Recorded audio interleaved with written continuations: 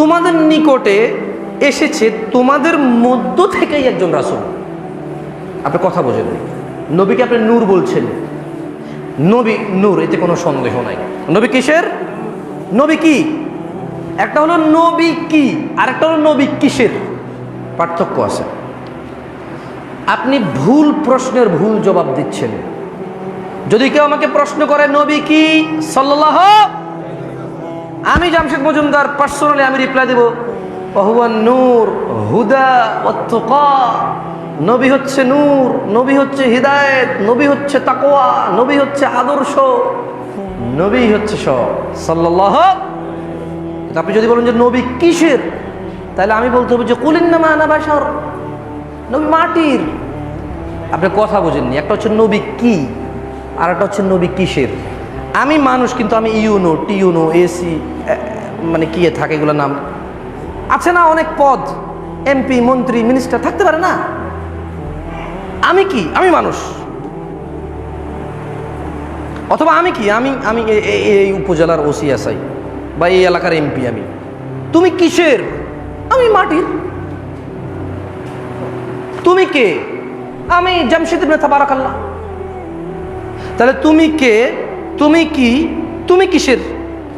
নবী কে সাল্লাল্লাহু, নবী কিসের? নবী কি? নূর। নবী কি?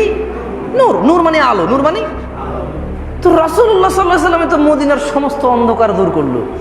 তো যখন এখানে অন্ধকার থাকে, লাইট দিলেই তো আলো হয়, আলোটা আসার পরেই তো অন্ধকারটা যায়। রাসূলুল্লাহ সাল্লাল্লাহু আলাইহি ওয়াসাল্লাম ওই অর্থের নূর বলা যাবে, বলতে হবে কিছু। এর কারো আপত্তি থাকলে তার ইমানের দুর্বলতা আছে, জ্ঞানের সংকীর্ণতা আছে, তার ব্যাখ্যা বিশ্লেষণে বুঝের সংকীর্ণতা আছে, বোঝা যাবে। কিন্তু নবী কি আর নবী কিসের দুটার মধ্যে কি আছে? আল্লাহর ওয়াস্তে মারামারি করিয়েন না। আপনি একটা প্রশ্নকে যদি দুই ভাগে ভাগ করে ফেলেন, আপনার মারামারি বন্ধ হওয়ার সুযোগ আছে। আমার কেন জানি ছোট মানুষ হিসেবে মনে হয়, যখন আপনি প্রশ্ন এই যে নবী কিসের, নবী কিসের, শুধু এই প্রশ্নের সীমাবদ্ধ না থেকে যদি দুইটা প্রশ্ন তৈরি করে ফেলেন, নবী কি, নবী কিসের সাল্লাল্লাহু, তাহলে আমার মনে হয় সমাধান হয়ে গেছে। কি মনে হয় আপনাদের? আমি করতেছি, অসুবিধা নেই, জাযাকাল্লাহ খাইর। তাহলে নবী কি, নবী কিসের? আপনাদের কি খারাপ লাগতেছে আমার এই যুক্তিটা? দুইটাই কিন্তু হয়ে গেল। যারা বলে নবী মাটির, যারা বলে নবী নূর। নবী নূর বললে মাটি, যারা বলে তারা বলে যে আশ্চর্য, কি মূর্খ, এখানে কোরআন 6টা আয়াত আছে যে তিনি মানুষ আমাদের মতো, এ বলছে যে নূর তৈরি। আমাদের দেশে প্রশ্নটাই ভুল হয়েছে। প্রশ্নটা কি হয়েছে বলুন তো? যেমন প্রশ্ন করা হয়, বলো তো নবী কিসের তৈরি, এই প্রশ্নটাই জায়েজ নাই। এই প্রশ্ন কি জায়েজ নাই? কেন? আল্লাহ ইবলিসকে বানাইছে আগুন দিয়া, এটা আল্লাহ বলছে। আদমকে মাটি দিয়ে বানাইছে, এটা আল্লাহ বলছে। মুহাম্মদ সাল্লাল্লাহু আলাইহি সাল্লামকে বানাইছে, উপাদান আল্লাহ উল্লেখ করে নাই, বলছে যে হে বনি আদম। আল্লাহ আদমকে বানাইছে কি দি? মাটি দি। এরপরে কোন নবীকে কি দিয়ে বানাইছে আল্লাহর কিছু বলে নাই। সব নবীকে বলছে যে তোমাদের সবগুলোর বাপকে আদম আলাইহিস সালাম। যেমন ইবলিস কি বলল, খলাকতানি মিন নারিন ওয়া খলাকতাহু মিন তিন। আল্লাহ, আমি তাকে কেন সিজদা করব? আপনি আমাকে আগুন। তাহলে এখানে আল্লাহ আদম আলাইহিস সালামকে বানানোর উপাদান বলছে। কি বলছে? উপাদান, ম্যাটেরিয়াল। কি উপাদান দিয়ে আল্লাহ আদম আলাইহিস সালামকে বানাইছে এটা উল্লেখ হয়েছে যে মাটি, তুরাব, তিন, এভাবে আল্লাহ উল্লেখ করছে। মুহাম্মদ সাল্লাল্লাহু আলাইহি সাল্লামকে আল্লাহ মাটি দিয়ে বানাইছে, এটা বলার দরকার? বাপ যদি সাইয়্যেদ হয়, পোলা কি মুন্সি হইব? পোলা সাইয়্যেদ হইব না অটোমেটিক? আপনার বাড়ি নোয়াখালী, আপনি এখানে জন্মগ্রহণ করছেন, আপনি কি ঢাকাই হইবেন? আপনি 3 পুরুষ ওইখানে থাকার পরে এরপর নাতি পুতি ফন্তি খন্তি কি আছে, ওরা হয়তো বলবো যে আমরা ঢাকায় হইছি, বুঝছেন, ঢাকাইয়া। বোঝেন নাই কথা? কিন্তু আল্লাহ সুবহানাহু ওয়া তাআলা বলেছেন যে এই পৃথিবীতে যত মানুষ আছে সবার পিতা কে? আদম আলাইহিস সালামকে কি দিয়ে বানাইছে? তো মুহাম্মদ সাল্লাল্লাহু আলাইহি সাল্লামকে আলাদা করে তাই তিনি বলেন, কিন্তু তিনি একটা কথা বলেছেন যে মুহাম্মদ তুমি মানুষ, অন্য কিছু না। মুহাম্মদ সাল্লাল্লাহু আলাইহি সাল্লাম কি? এবার আসেন, নবীকে যদি নূর বলেন, আল্লাহ সুবহানাহু ওয়া তাআলা সন্তুষ্ট হবেন। কিন্তু আপনি যদি বলেন যে নবী নূরের তৈরি, আল্লাহ অসন্তুষ্ট হবেন। কেন? আল্লাহ সুবহানাহু ওয়া তাআলা বলছেন যে ওয়ালাকাদ কাররামনা বনি আদম, আমি আল্লাহ আদম সন্তানকে সম্মানিত করে তৈরি করেছি। নূর হচ্ছে ফেরেশতা, নূরের তৈরি হচ্ছে কি ফেরেশতা। আগুনের তৈরি কি? মাটির তৈরি কি? আল্লাহ বলছে যে আদমের পোলা মাইয়া যা কটা আছে সবগুলোর আমি সম্মানিত করে বানাইছি। তা আপনি তো ওই সম্মানিত থেকে রাসূলুল্লাহ সাল্লাল্লাহু আলাইহি ওয়াসাল্লামকে বের করে দিলেন। দেখুন, প্রত্যেকটা সত্য ব্যাখ্যা, মানে প্রত্যেকটা সঠিক ব্যাখ্যাতে রয়েছে ইজ্জত, সম্মান এবং অনুগত্যের জন্য সহজকরণ। আর প্রত্যেকটা ভুল ব্যাখ্যার মধ্যে রয়েছে আলটিমেটলি অপমান, অপদস্থ এবং মানে অসম্মান করা রয়েছে। তাই আমি আশা করি আজকের পর থেকে আপনারা নবী কিসের তৈরি এটা নিয়ে লাগবেন না, সিম্পলি দুইটা কোয়েশ্চেন করে ফেলবেন। বলো তো নবী কি? সবাই বলবেন নবী নূর, নবী হিদায়া, নবী তুকা, নবী রাহমা। নবী কি? আল্লাহ নবী সাল্লাল্লাহু আলাইহি ওয়াসাল্লামকে কিন্তু আল্লাহ পৃথিবীতে রাহমাতুল লিল আলামিন করে পাঠিয়েছে। কি পাঠিয়েছে? তাহলে আপনি শুধু নবী নূর, নবী নূর বলতেছেন। বলেন তো নূর বড় না রহমত বড়? আরে নূর তো এই লাইটও নূর হিসাব করলে, এই সূর্য তো নূর, চাঁদও তো নূর হিসাব করলে। যদি আপনি নূর মানে আলো বোঝেন তাহলে চাঁদ, সূর্য, লাইট এগুলো তো নূর। নূরের তো অনেক ব্যাখ্যা আছে, কিন্তু রহমতের ব্যাখ্যা তো সহজ না। রহমত কি?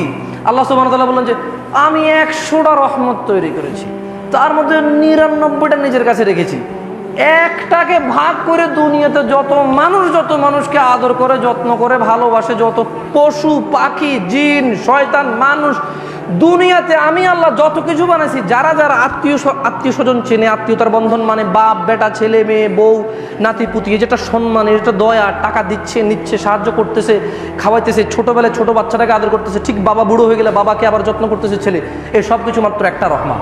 কিয়ামতে বিচার দিবস আমি 99টা নিয়ে আসবো, এটা হলো রহমত। আর মুহাম্মদ সাল্লাল্লাহু আলাইহি ওয়াসাল্লামকে আল্লাহ কি বলছে? রাহমাতুল লিল। তো এখন কি আমরা বলবো নবী রহমতের তৈরি? কি গো ভাই, বোঝেন নাই কথা?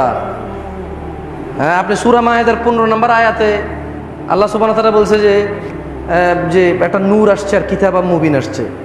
তো কিতাব মুবিন মানে কোরআন, নূর মানে কোরআনের আয়াতগুলো। মূলত নূর মানে কি? কোরআনের আয়াতগুলো। তো এই কোরআনের আয়াতগুলো কার উপরে নাযিল হয়েছে? তো এই যে নূর, কোরআনের আয়াত, এগুলো সর্বপ্রথম কে ডেলিভারি করছে? মুহাম্মদ সাল্লাল্লাহু আলাইহি ওয়াসাল্লাম আমাদের কাছে ডেলিভারি করছে। তাহলে সেই হিসেবে আল্লাহ নবী সাল্লাল্লাহু আলাইহি ওয়াসাল্লামের সাথে বড় নূর আর কিছু আছে? তাহলে দিনী ভাইরা, ইনশাআল্লাহ আমি আপনাদেরকে অনুরোধ করব, যেখানে প্রশ্ন একটাতে ভেজাল সেখানে প্রশ্ন দুইটা করেন।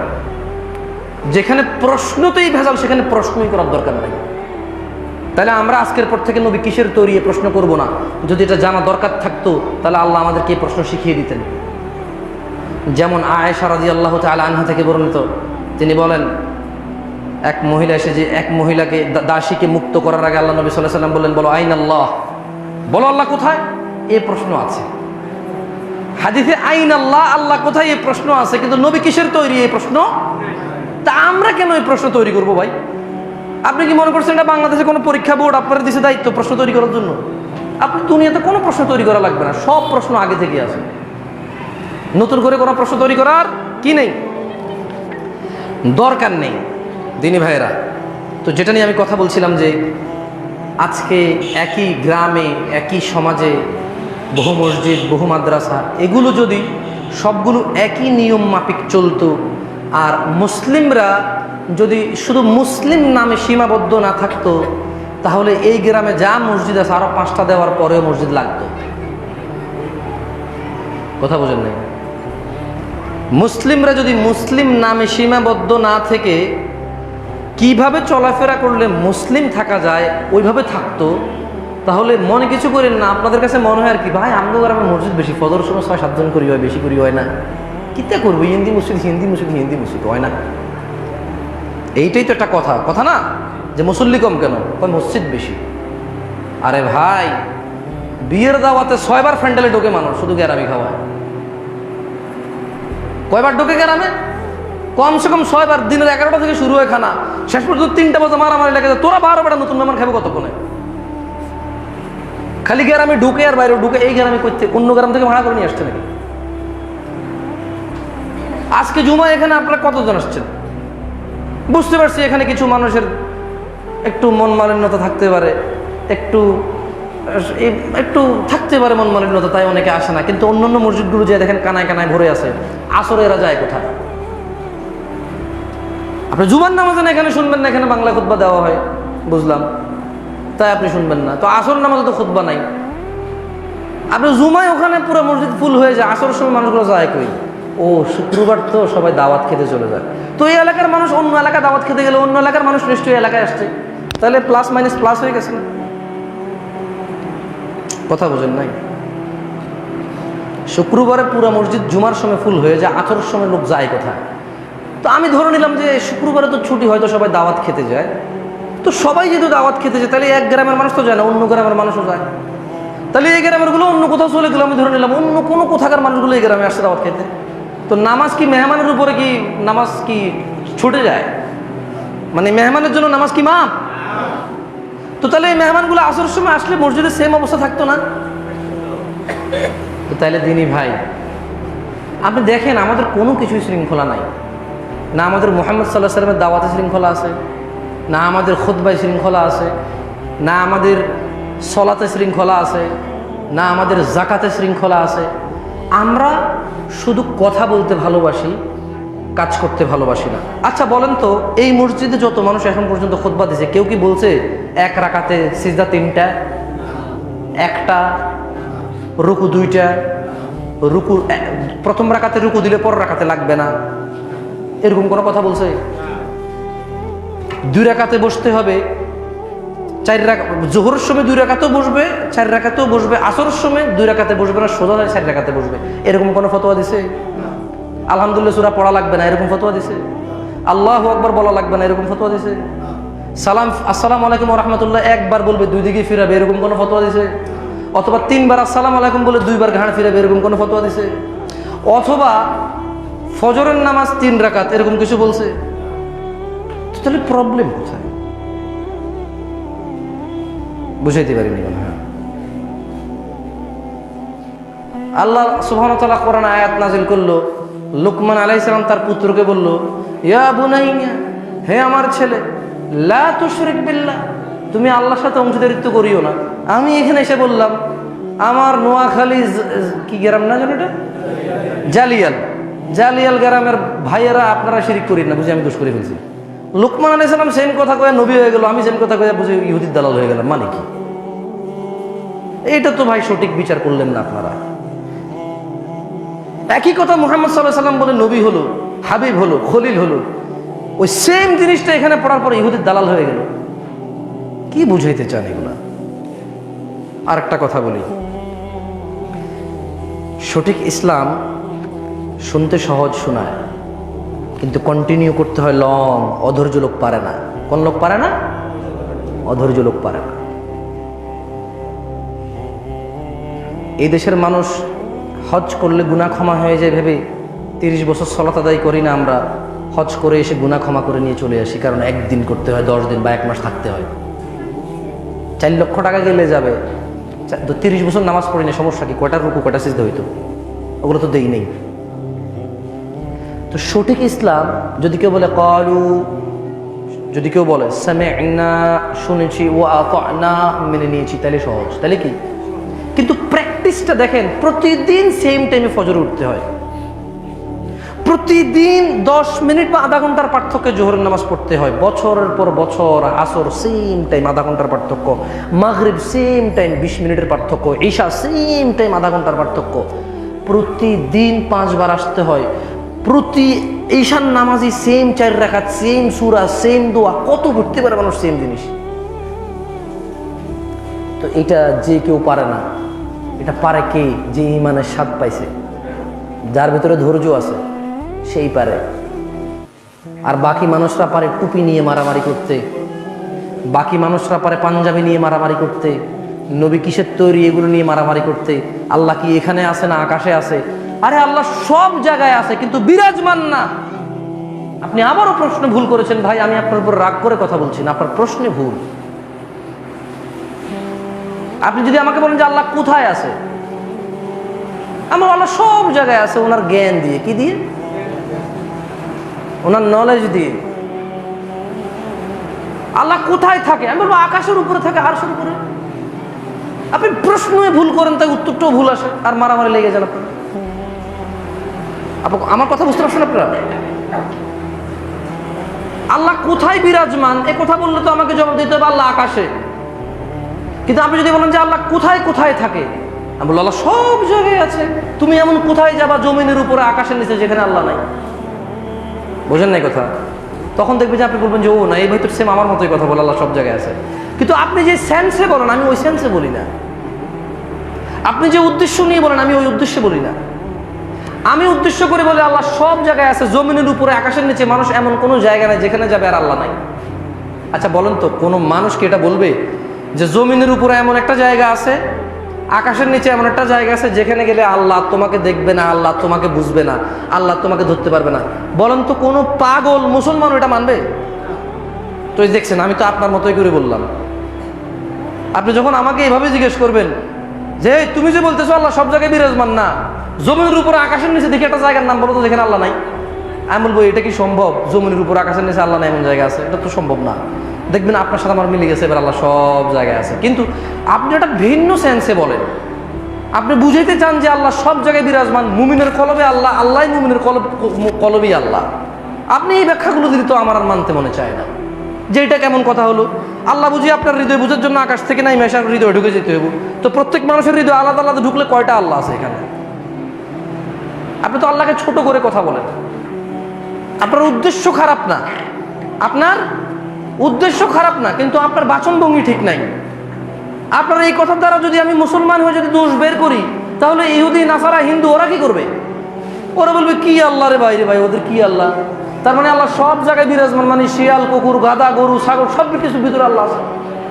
এই মেয়ে কোন জিনিসের কলজা নাই? রুহ বলতে একটা রুহ আছে, কিন্তু আমাদের দেশে তো কলজাটা কত বড়, রুহ কত বড়। ওইভাবে আমরা ব্যাখ্যা বুঝি না এইভাবে আমরা, যাতে রুহে কেমনে দিল, তার কলজা কেমনে দিল?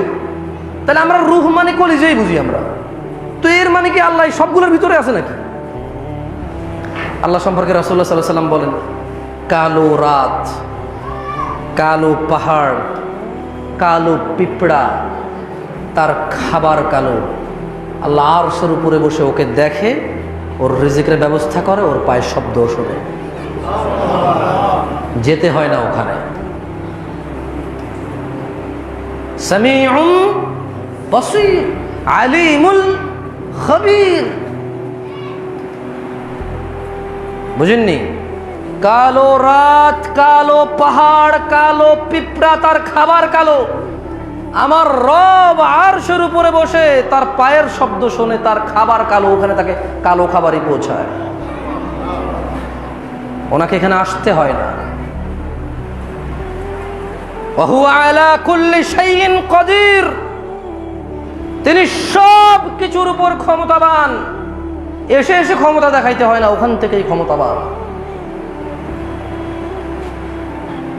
বুঝে আসছে না আসে নাই আপনাদের? তো আমার মনে হয় আমি আজকে আপনাদেরকে কি উপহার দিয়ে যেতে পারবো আমি ওটা জানি না। তবে আমার কাছে মনে হয়েছে, যদিও আমি একটা টপিক নিয়ে আসছি খুতবা দিতে, কিন্তু আমার কাছে মনে হচ্ছে যে এই মসজিদগুলো বা অন্যান্য মসজিদের টুকটাক কিছু দ্বিধাদ্বন্দ্ব আছে, এবং বেশি বড় দ্বিধাদ্বন্দ্ব না। রুকু নিয়ে নাই, সিজদা নিয়ে নাই, সালাম ফিরানো নিয়ে নাই, রাকাত সংখ্যা নিয়ে নাই। কিছু সমস্যা হচ্ছে জুমার খুতবা বাংলায় হয়, আরবিতে হয় না, এই ধরনের একটা কথা প্রচলন। আচ্ছা আপনারা এখানে যারা আছেন বলেন তো, আমি শুরুতে মিনিমাম 4 থেকে 5 মিনিট আরবিতে কথা বলেছি না বলি নাই? আমার স্টার্টটা আরবিতে ছিল না বাংলাতে ছিল? আরবিতে ছিল। আচ্ছা এবার যখন আমরা এভাবে খুতবা দিই, আমাদেরকে আপনারা বলেন, যুক্তি দেন, প্রমাণ তো দিতে পারেন না। আমি বলতেছি না যে আপনারা জানেন না তাই পারেন না, না ছোট করে বলতেছি না, যেটা ঘটে যাচ্ছে ঘটে যাওয়া ঘটনা বলতেছি, মানে এভাবেই ঘটনাগুলো ঘটে। তো বলেন যে তো জুমা খুতবা তোমরা বাংলা তো সাই নমাজও বাংলা পড়া শুরু করে পারে। একটা কথা এভাবে চলে, আপনাদের এখানে বলে কিনা আমি জানি না, বাট আমি শুনছি এর আগে। তো আমি বলি যে শোনো, আল্লাহ নবী বলছে সল্লু খামা রাআইতুমুনি উসাল্লি, নামাজ পড়ো ওইভাবে যেভাবে আমাকে পড়তে দেখেছো। তিনি তো বলেন নাই কথা বলো ওইভাবে যেভাবে আমি বলি, তাই তো সবাই আরবিতে কথা বলার। তো বোঝেন নাই কথা? তিনি বলছে সল্লু খামা রাআইতুমুনি উসাল্লি। তিনি বলেননি কথা আমি যেমনি কই তোমরা এমনি কও। তিনি বলছে কথা আমি যেটা কই তোমরা ওইটা কও। তাহলে কথা আমি যেভাবে বলি তোমরা ওইভাবে বলো, আর কথা আমি যেটা বলি তোমরা ওইটাই বলো, দুটোর মধ্যে পার্থক্য আছে। কথা আমি যা বলি তোমরা তা বলো, এটা হচ্ছে যে অ্যাকুরেট, উনি যা যা বলেছে আমি তাই তাই বলবো। এবার এটা হতে পারে বাংলা, হতে পারে উর্দু, হতে পারে ইংরেজি। ফর এক্সাম্পল একজন লোক এসে বললো যে my name is Jamshed, translation করো। এবার ওই লোক তর্জমা করবে আমার নাম জামশেদ, তার মানে আমি যা বলেছি ও তাই বলেছে। ভাষা আলাদা, কি আলাদা, কিন্তু কথা কি দুই রকম। এবার আমি বললাম যে আমি যেভাবে বলি তোমরা সেভাবে বলো। আপনি দেখবেন ছোট পোলা পাইনরে, যখন আপনি ছোট বাচ্চা, আমি দেখছি আমার মেয়ে আছে একটা ছোট, তা আমি মাঝে মধ্যে বলি যে বাবা যেটা বলি তুমি ওইটা বলো। তখন আমি যদি বলি যে না, ও না বলে, ধরেন ও ভুল বলতেছে, আমি বলবো কি যে না এটা না, তো ও বলে যে না এটা না, কারণ আমি বলছি আমি যেটা বলি, আমি যেভাবে বলি তুমি ওভাবে বলো। ছোট মানুষ তো অতটা ক্যাচ করতে পারে না কথা। কেন এরকম ঘটে না আপনাদের সাথে? পোলা পাইনরে যখন ইনস্ট্রাকশন করেন যে না না আমি যেটা বলি ওইটাই, আর আমি যেভাবে বলি ওইভাবে বলবি, তখন আপনি যখন বলতে কি, যখন বলেন যে আরে না, ওরা বলে আরে না। আপনি দেখবেন যে বাচ্চাদেরকে যদি বলেন যে আমি যেভাবে বলি এভাবে বলবো, বলো আল্লাহ, দেখবেন সে বলবে আল্লাহ, হাতে এমনই করবে, কারণ আপনি তাকে বলছেন যে আপনি যেভাবে বলেন সেভাবে বলতে। যেমন আমি কিছু বাচ্চাদেরকে আরবি শিখাচ্ছিলাম, স্যার, তো আমি বললাম তোমরা আমার জিহ্বার দিকে তাকাও আর মুখের দিকে তাকাও, আমি জিহ্বা যেভাবে বের করি যেভাবে বলি তোমরা এভাবে বলবা। তা আমি বললাম যে স্যার, স্যার, তো ওরা বলা শুরু করছে স্যার, স্যার, কেউ বেশি বের করতেছে। বাট মানে দেখেন, একটা হচ্ছে আমি যা বলি তোমরা তা বলো, আর একটা হচ্ছে আমি যেভাবে বলি তোমরা সেভাবে বলো। সলাতের ব্যাপারটা হচ্ছে আমি যেভাবে পড়ি তোমরা সেইভাবে পড়ো, তাই বাংলা পড়া যাবে না। কিন্তু তিনি বলেছেন বাল্লিগু আন্নি ওয়ালাউ আয়াহ, পৌঁছে দাও একটি আয়াত হলেও আমি মুহাম্মদের পক্ষ থেকে সাল্লাল্লাহু। এখানে আমার বাংলাদেশি ভাইয়েরা বসে থাকে, আমি বাংলায় কথা বললে ওরা বুঝবে তাই তাই বলবো। আমি বাংলা আর আরবি করতে গিয়ে 3টা বৈঠক করতে রাজি নাই। তিনি সাল্লাল্লাহু আলাইহি সাল্লাম বলেছেন জুমার খুতবা কয়টা, কিন্তু আপনি একটা বয়ানের নামে 2টা খুতবার নামে 3টা বৈঠক করতেছেন। কয়টা বৈঠক? কখনো কি ভাবেন নাই আপনি? দিনী ভাই, কখনো কি আপনার মাথায় এই জিনিসটা আসেনি যে কিরে আল্লাহ নবী বলল জুমার দিনে জুমার সলাতের আগে 2টা বৈঠক হবে? কয়টা বৈঠক? একটা খুতবা, মানে একটা বক্তব্য হবে, একটু বিশ্রাম নেবে, তারপর আরেকটা বক্তব্য হবে। ইয়া আল্লাহ, টাইম তো অনেক হয়ে গেল। তো তিনি সাল্লাল্লাহু আলাইহি সাল্লাম জুমার দিনে কয়টা খুতবা দিতেন? আপনি মনে কিছু করিয়েন না প্লিজ, ওয়াল্লাহি আপনাদেরকে ভুল সাব্যস্ত করতে আমি এখানে আসিই নাই। আমি একটু আমার ওপিনিয়নটা বলতে আসি, আপনারা আমার ভুল ধরাই দিয়েন, যুক্তি দিয়ে না, প্রমাণ দিয়ে। যুক্তি আমি বুঝি টুকটাক, আমার পরিবারে বহুত যুক্তিবিদ আছে, আপনাদের প্রত্যেকের পরিবারে যুক্তিবিদ আছে। যেহেতু যুক্তিবিদ সবার পরিবারে আছে আর সবাই যুক্তি বোঝে, তাহলে যুক্তি লাগবে না। প্রমাণ সবার কাছে নাই, তাই আপনি পারলে দেন। বোঝেন নাই কথা? দরিদ্রতা এই দেশের প্রত্যেক পরিবার আছে, লাগবে না আমার, থাকলে 200 টাকা দিয়ে যান, কিছু বড় লোক হই, এটা হলো কথা। আপনি কি দরিদ্রতা চাইবেন সবার কাছে? আপনি কি কারো কাছে দরিদ্রতা চাইবেন? এটা কমন, এটা কি যুক্তি হচ্ছে এমন একটা জিনিস, প্রত্যেক মানুষই বলবে একই কথার মধ্যে, না তো এই কথাটা তো ঠিক হলো না। আপনি দেখবেন সে না বুঝে বলবে, না এটা তো এরকম হলে তো এটা হইল নি, কথাটা তো এত কি কয় এটা। যে প্রত্যেক মানুষের একটা নিজস্ব যুক্তি কাজ করে, কিন্তু প্রমাণ আলাদা হয় না। প্রমাণ একরকম হয়। প্রমাণ কয় রকম হয়? বাংলাদেশ কয়টা পৃথিবীতে? নাকি আরো একটা বাংলাদেশ আছে কোথাও? একটাই বাংলাদেশ। তাই প্রমাণ একরকম হয়, যুক্তি 1000 রকম হয়। প্রমাণ একরকম হয়, তর্ক 1000 রকম হয়। সত্য একটাই হয়, মিথ্যা 1000 রকম হয়। তাই আপনি যখন সত্য বলবেন অথবা প্রমাণ দিয়ে বলবেন, তখন কথা কয় রকম হবে? এবারে যেই বলুক, এবারে মহিলা বললেও তা, পুরুষ বললেও তা, ছোট বললেও তা, বড় বললেও তা। কিন্তু যুক্তির ক্ষেত্রে কিন্তু ছোট মানুষের যুক্তি একরকম, বড় মানুষের যুক্তি একরকম, শিক্ষিত মানুষের যুক্তি একরকম, মূর্খ মানুষের যুক্তি একরকম, বুঝের মানুষের যুক্তি একরকম, অবুঝ মানুষের যুক্তি। এবারে যেই ভেজাল করছে, নির্যাতিত ব্যক্তির যুক্তি একরকম, আর যে জালেম জুলুম করছে তার যুক্তি আর একরকম। তাহলে যুক্তি 1000 রকম হয়, প্রমাণ কয় রকম হয়? আসেন এবারে একটু, আপনারা হয়তো গ্রামবাসীরা এই জন্যই এখানে আসতে চান না যে তার বই নোয়াজ পড়ি হইতো না, জুমার খুতবা তো দেয় না, বাংলাতে বয়ান করে খুতবা দেয় না। এই যে আমি কথা বলতেছি এটাকে আপনারা বয়ান বলেন, কি বলেন? আচ্ছা, বয়ান কি বাংলা ভাষা? আপনি রাগ করিয়েন না ভাই, আমার যদি ভুল হয় অনুবাদে ভুল হয়, এছাড়া ভুল হবে না।